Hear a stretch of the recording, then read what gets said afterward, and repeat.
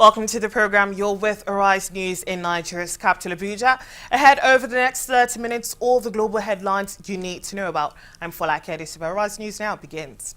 And our top stories: Israeli airstrikes on Gaza, rocket attacks by Palestinian militants on Israel. And now Hamas says it will agree to an Egyptian brokered ceasefire as long as Israel does. And nearly 9,000 firefighters battling the California wildfires, the deadliest and costliest in state history. And the final season of Game of Thrones will be released in April 2019.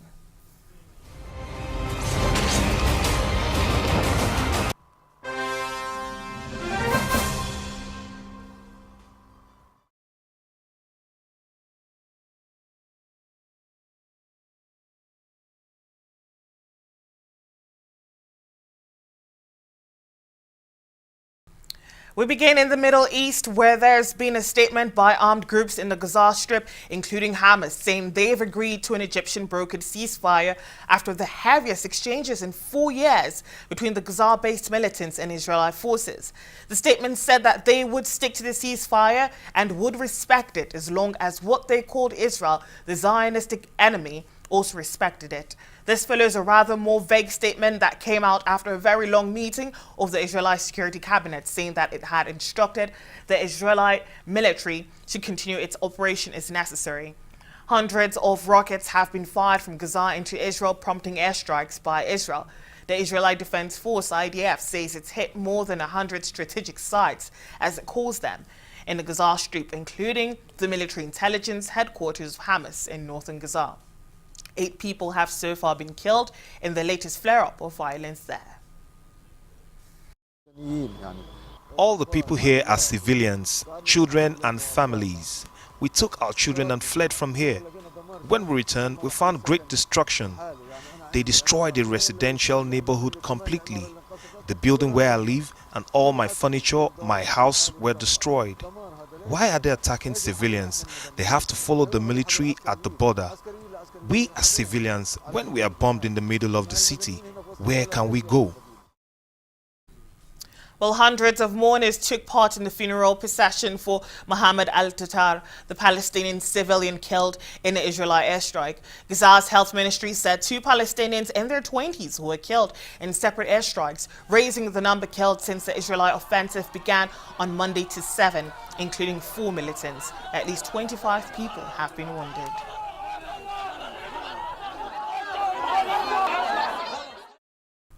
And commander of the self-styled Libyan National Army, General Khalifa Haftar, has confirmed that he was not attending a meeting of Libya's rival leaders in Palermo, but rather meeting with leaders of neighboring countries on the sidelines. Italy's populist government organized the 2-day conference in hopes of making progress on ending Libya's lawlessness and promoting a UN framework for eventual elections. Photos of the encounter showed Premier Giuseppe Conte presiding over a handshake between the Tripoli-based UN-backed Prime Minister Fayez Sarraj and rival General Khalifa Haftar, commander of the self-styled Libyan National Army that is based in Libya's east. But expectations were limited, with Haftar's camp making clear that he wasn't participating in the conference itself. I have nothing to do with the conference. The conference has a delegation that we have sent from 4 days. I think that it has participated actively in everything, but my meeting tomorrow is with the neighboring leaders, the surrounding countries of Libya, those who I will be meeting with tomorrow.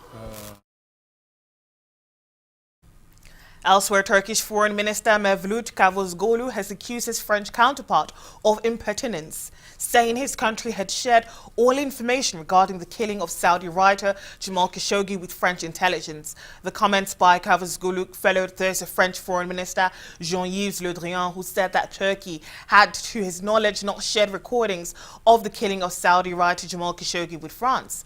The French minister went on to suggest Turkish President Recep Tayyip Erdogan was playing a political game.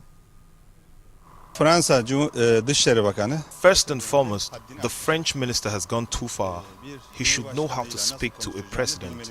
Second, he shouldn't confuse Recep Tayyip Erdogan with his own leaders. Furthermore, the French foreign minister, a counterpart whom I always confer with, is not telling the truth. A foreign minister doesn't always need to be aware of sharing of information regarding intelligence matters. There are different systems in different countries. He can say, I'm not aware of this, but I know that on October 24th, our intelligence and our friends, all the information was given to French intelligence upon their request, including the recording, the audio tapes. It's an extreme impertinence for him to accuse our esteemed president of playing a political game. It's not befitting of a foreign minister. I emphasize, no one should be surprised if they soon begin to deny the murder that even Saudi Arabia accepted. Who has recently reached which agreement? This should be carefully looked into. What's behind this? Are they trying to cover up this murder? We will follow this because there are other things we know.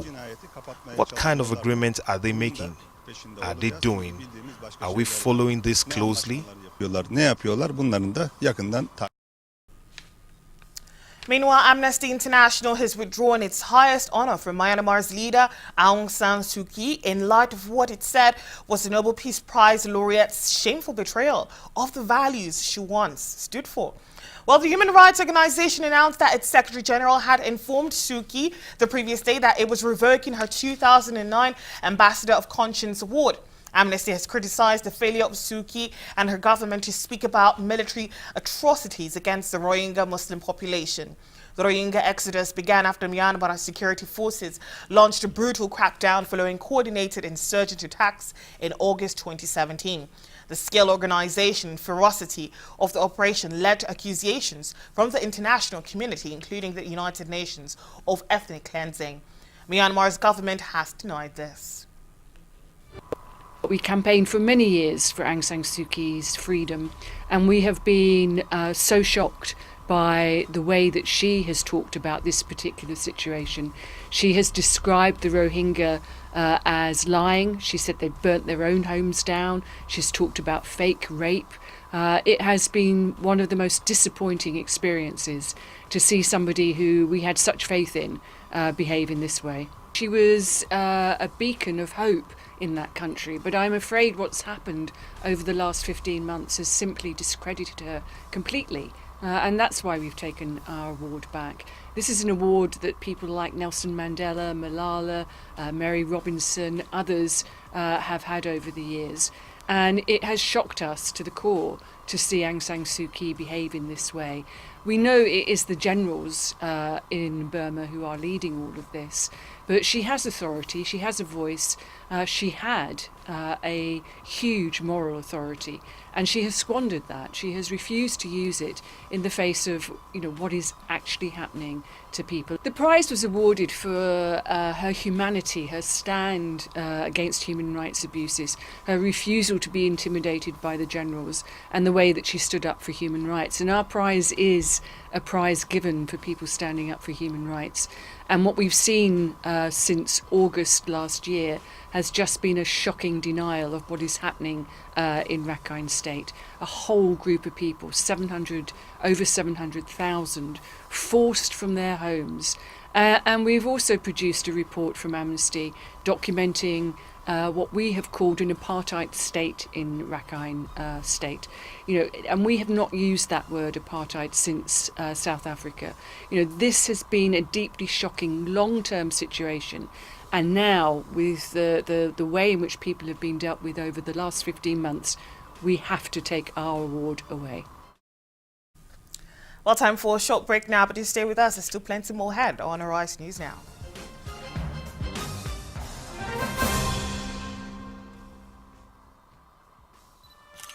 As a fashion writer, I know how quickly trends are created and changed. In business, it's no different.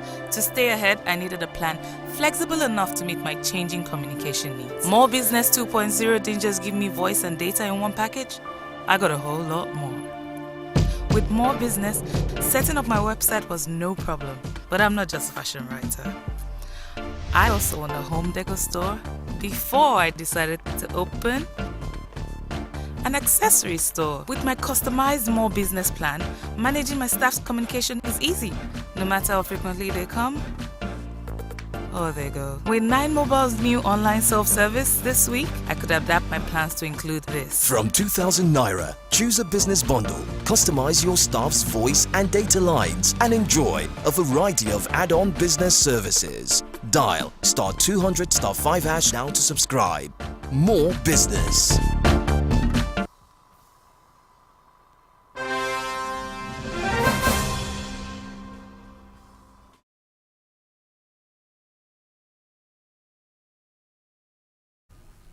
Welcome back to Rise News Now, live from Nigeria's capital Abuja. I'm Folake Adesugba. Now, 13 more bodies have been recovered in California, bringing the death toll in the U.S. state's deadliest wildfire to 42. The remains were found in and around the largely incinerated town of Paradise, north of the state. At least 228 people are still missing, with more than 7,000 homes and other structure burned to the ground. Nearly 7,200 structures have been destroyed, and another 15,500 are at risk. I've been doing this job for 31 years, and probably in the last 5, maybe 7 years, every year seems to get worse. A lot of that has to do with the recent drought and the drought that we're still going through. And with that, that drought killed a lot of vegetation. And so that dead vegetation is prone to burning, obviously. You add low humidities and strong winds, and a fire that would normally burn somewhat mundane now is burning in extremely. You have to attack these fires aggressively, but safety is our number one concern.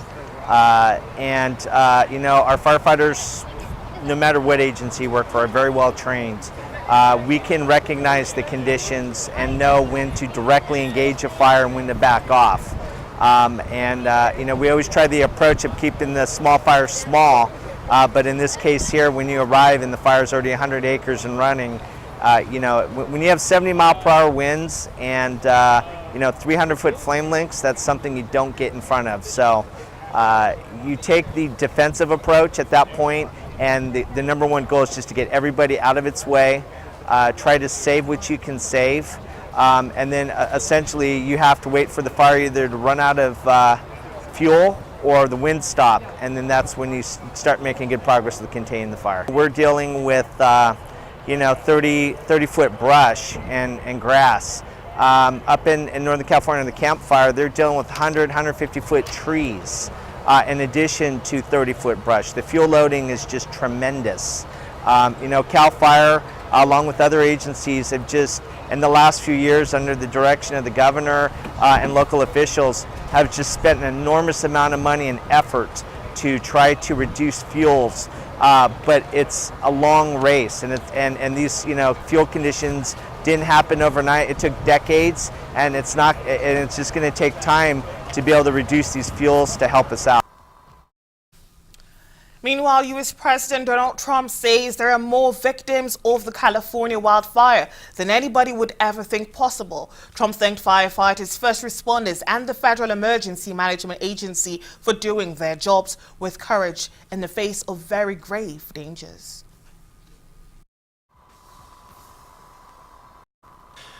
Before going any further, I want to say a brief word about the devastating wildfires in California, the likes of which we've never seen before.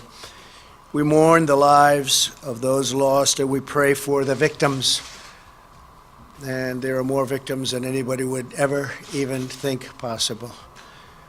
I want to thank the firefighters and FEMA and first responders for their incredible courage in the face of very grave danger. Yesterday, I signed a disaster declaration for the state of California. We will do everything in our power, citizens in harm's way. And we say, I think as a group, I can tell you as a group, God bless everybody. It's a very tough situation. Elsewhere, the long-awaited trial of accused Mexican drug kingpin Joaquin Guzman has begun in the New York borough of Brooklyn. Nicknamed El Chapo, or shortly Guzman, is alleged to have run the world's biggest drug cartel at one time, amassing a fortune of over $1 billion. He was arrested back in 1993, but managed to evade trial by escaping twice from Mexican jails. He was recaptured in January of 2016 and extradited to the U.S. to face trial a year later.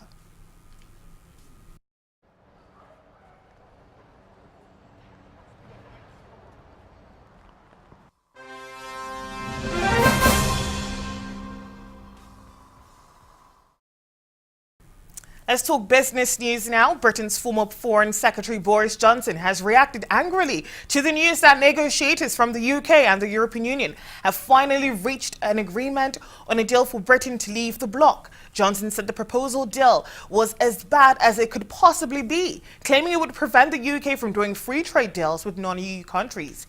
He added it would also lead to customs and regulatory checks between Northern Ireland and Irish Republic. This is just about as bad as it could possibly be. And what you've got is not only the UK remaining within the customs union forever and a day, so we can't really do free trade deals, we can't take back control of our laws, we remain in regulatory alignment with the EU, accepting EU rules but are unable to shape them. I think, as my brother said the other day, a total catastrophe for this country. But the kicker is, and I think people haven't really grasped this, the kicker is that we haven't even really managed to protect the union between Great Britain and Northern Ireland. Because according to these proposals, if the reports are correct, there would have to be customs and regulatory checks down the Irish Sea as well. So effectively, you'd be in a position where the government in Dublin, for the first time since forever, would have more say over some matters in the government of Northern Ireland than London, because after all, Dublin is round the table in Brussels in a way that we won't be. And oil prices have dropped to their lowest level in over 8 months amid fears about a slowdown in demand. International benchmark Brent crude dropped almost 7% to $65.11 a barrel, its lowest level since March. U.S. oil, known as West Texas Intermediate, fell over 7% to $55.69, its lowest level since November last year, and the 12th day it has fallen. The latest falls came after oil cartel OPEC reduced its forecast for global oil demand next year.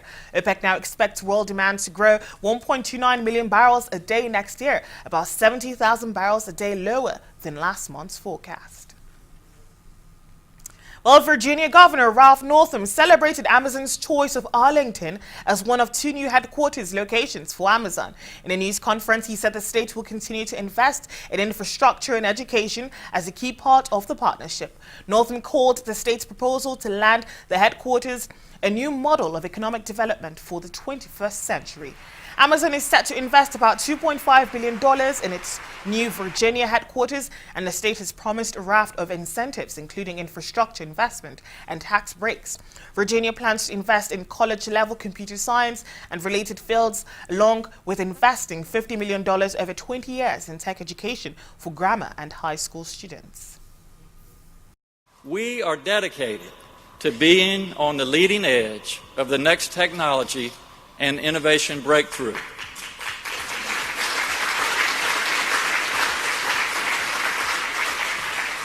That's why I'm proud to announce today that Amazon has found its next home for innovation right here in our Commonwealth of Virginia. The announcement today to embark on this new and significant partnership with Amazon will only build upon our legacy of collaboration with the company. Innovation is the lifeblood of our Commonwealth, and it is the driving force of Amazon's work. Together, we will think big, create a world-class model for public-private partnership, and test and implement the technological solutions that will drive Amazon, our communities, and the Commonwealth forward. Like many other companies, Amazon grows its core businesses by attracting, developing, and retaining world-class talent.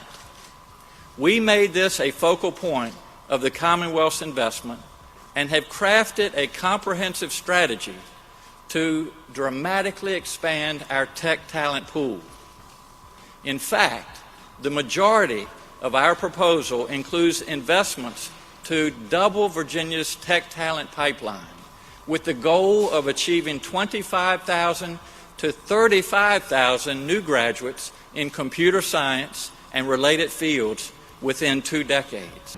You know, with bringing in a lot of people, there's going to be a lot of people that want really good coffee. And, you know, hopefully we can share our passion for great coffee with more people. So, yeah, I'm really looking forward to this. You know, and I guess we'll get to see this develop, having our office space here. And you know, I think it'll bring a lot of business to our coffee shop and to a lot of small businesses in the area. So I think this is a really, really good and exciting thing. You know, definitely looking forward to having Amazon as a neighbor, big shopper at Whole Foods, big user of Amazon Prime. And I think, you know, I think it's going to create a lot of jobs in the area. But I'm interested to see, you know, what Arlington County is going to do and Amazon's going to do about affordable housing and how it's going to impact, you know, cost of living here. I'm definitely all for good coffee too. Well, we're headed for a break now, but do stay with us. Sports and entertainment are right up next.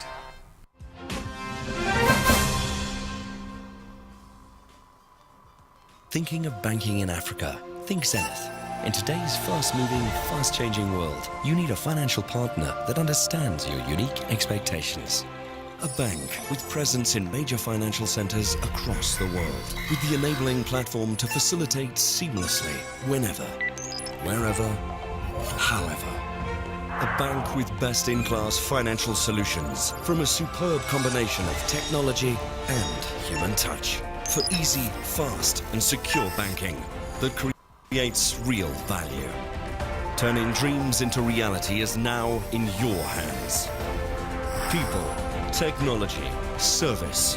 Zenith Bank, in your best interest.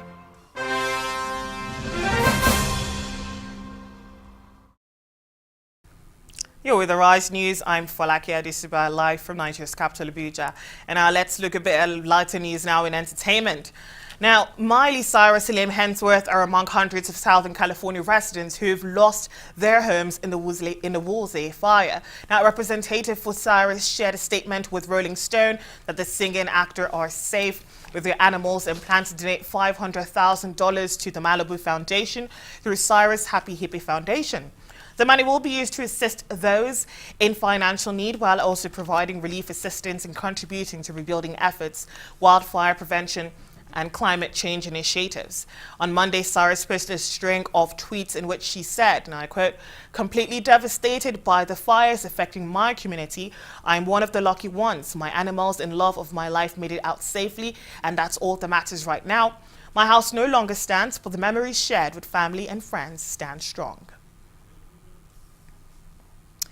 And the final season of the award-winning series Game of Thrones will finally arrive in April. Home Box Office shared the timetable in an exciting new teaser that comprises a montage of some of the most memorable Game of Thrones moments. The clip is part of HBO's new #ForTheThrone campaign, which will include outdoor events in New York and Los Angeles.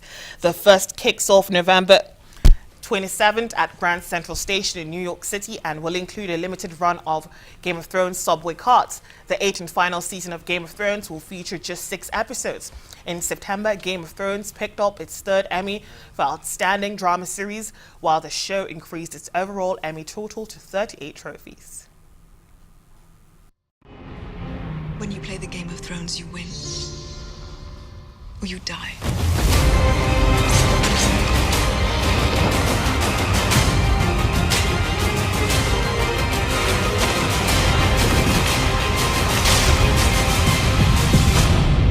One war that matters, and it is here.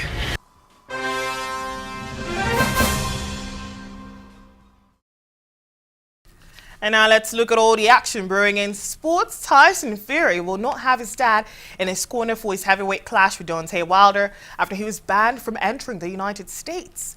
John Fury, who remains a key member of the heavyweights team, has been told he cannot travel to Los Angeles this month by U.S. authorities. Fury Sr.'s criminal conviction for gouging a man's eye out will mean he's unable to support his son at the Staples Center when he challenges Wilder for the WBA belt on December 1st. John was released from prison in 2015 after serving 4 years of an 11-year sentence for the brutal attack, which left Earthy Skies half blind.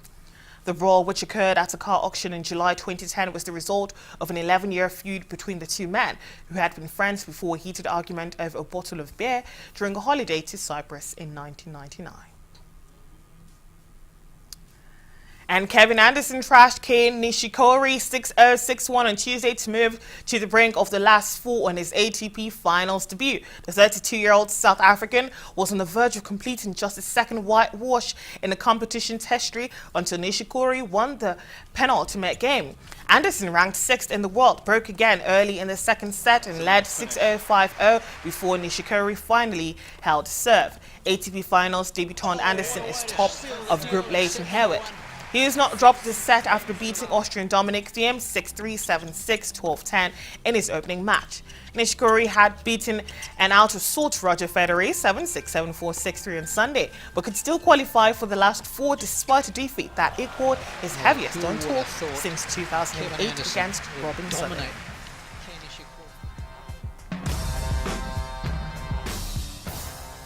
Well, that's it for this edition of Arise News Now. Thank you so much for being a part of the program. Do stay with us still. I'm Folake Adesugba, and from me and the entire team in Abuja and London, that's goodbye for now.